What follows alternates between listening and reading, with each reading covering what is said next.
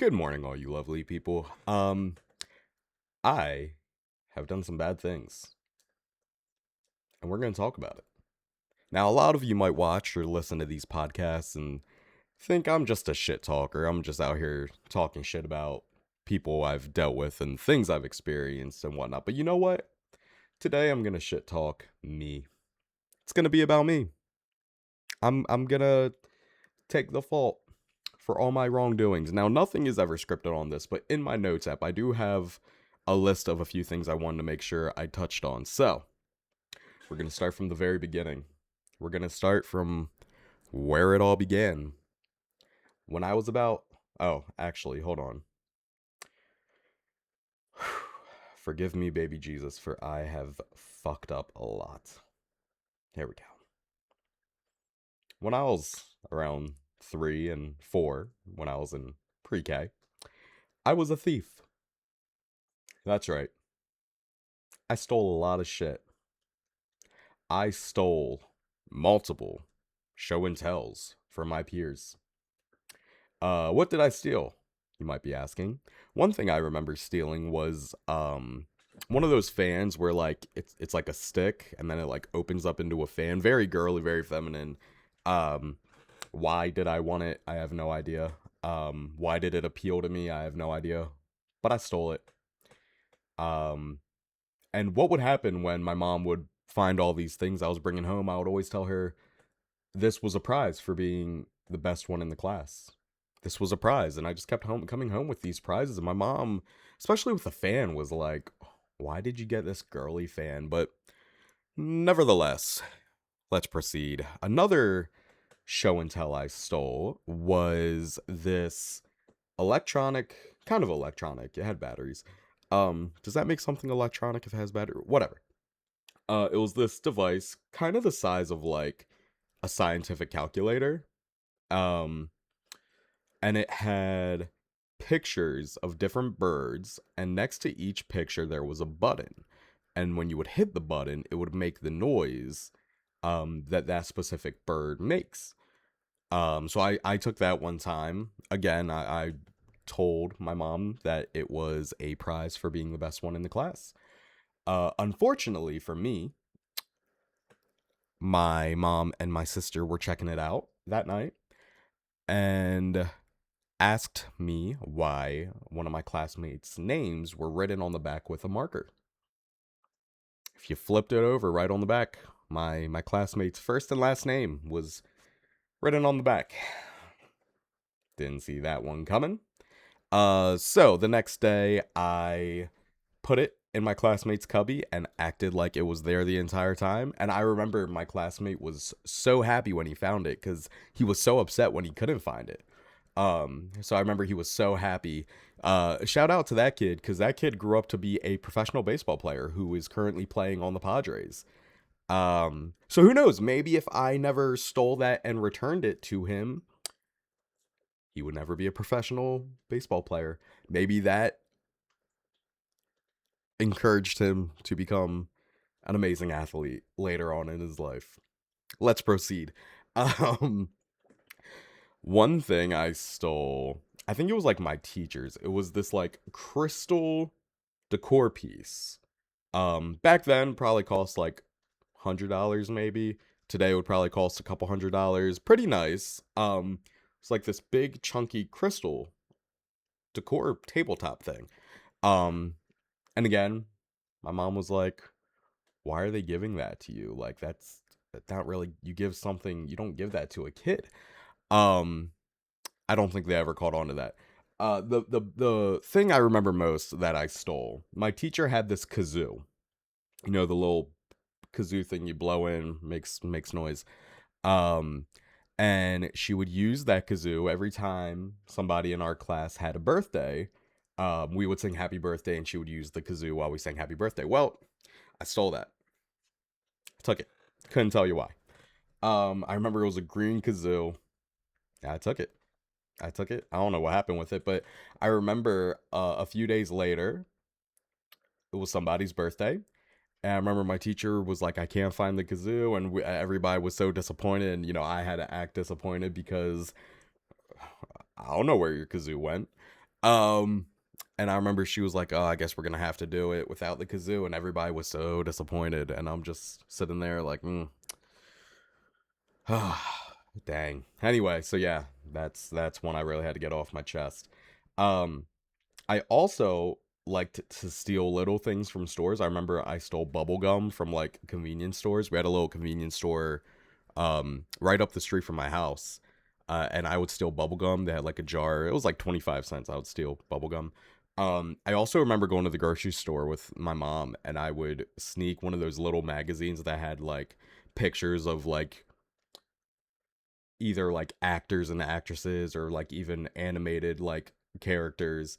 I remember I would try to act all cool and like sneak it in my jacket and walk out, and I'd get in the car and it was still there. Um my stealing stopped at around age 4 or 5. I stole a Game Boy game. I think it was my sister's. It was Mary Kate and Ashley Olsen. It was like one of their video games from their movies or whatever. And my mom found it and she acted like she was going to call the police, and that's scarring for me. That's scarring for me, man. I never stole after that. When my mom threatened to call the police on me, woo, never gonna catch me stealing. And those were the end of my theft days. Um, but let's get into me being a little older. When I turned 13, I had my bar mitzvah. And I'm gonna be straight up with y'all. It was, I don't want to say fake, but it definitely wasn't a real traditional bar mitzvah. And I wasn't the only one who did this. I had a sibling who did this too, so don't just come attacking me.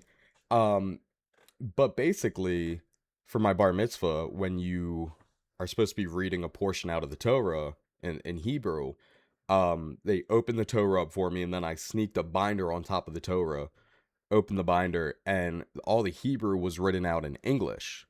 So I was reading it in English, but it sounded like I was reading Hebrew. Hope I'm not going to hell for that. Sorry.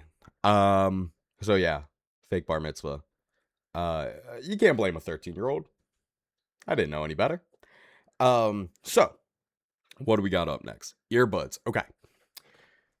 To this day, if you see me wearing earbuds, headphones, whatever, and I don't acknowledge you, it's because I don't want to talk to you. I remember in college, when I was living in a dorm, we had like a shared community like room in the middle of the floor. So when I walked out of my dorm, I had to walk through that community room to like leave. And I remember there were certain people I wouldn't want to talk to. So I would just I had like wired earbuds and they wouldn't even be connected to my phone. I would just stick the little connector piece in my pocket and I'd walk out and I'd hear them say, good morning. Hey, man. I remember one girl was like, I know he can hear me. I know he can hear us. Like, yeah, bro, I can't, I don't want to talk to you guys. So to this day, I think that's something I do because if I see you, even if I have an earbud in, I'll at least wave to you or take one out and say hi to you. So yeah, to this day, I'm gonna be straight up with y'all. If you see me walking out of like an earbud or headphone in and I don't acknowledge you, that shit's on purpose. I'm sorry. Um, let's continue. Oh, I jumped. Um, all right. Again, don't come at me because I wasn't the only one that did this. I had a sibling do this too. It's not just me, man. I followed in their footsteps. For high school, part of graduating high school, you needed community service hours. Um, you needed 10 hours for every year of high school you attended there. So I was there all 4 years, so I needed 40, at least 40 hours of community service. The community service hours I had written off and signed for me. They were legitimately signed for. I didn't forge any signatures, but I also didn't serve any of those hours. I'm so sorry. So sorry. Um, Lastly, let's wrap this up because as much as I love getting this all off my chest, I do feel bad about some of it. And this one that I'm going to get into is probably one of the shittiest things I've ever done. At the time, I didn't think it was shitty. I look back at it, it might not necessarily be shitty, but I'm like, why did I do that? Like, what was the point?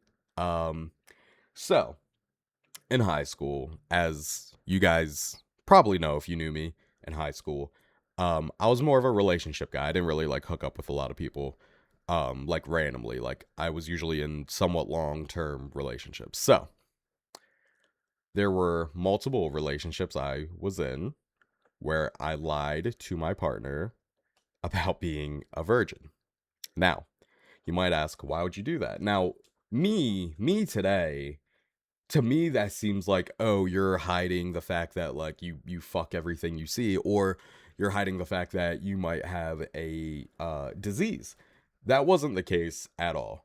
Naive me, dumb me, immature me, younger me saw it as girls probably want to hear that. They probably want to hear that you're a virgin. They probably want to be your first time. They probably appreciate that you're not hooking up with a bunch of people.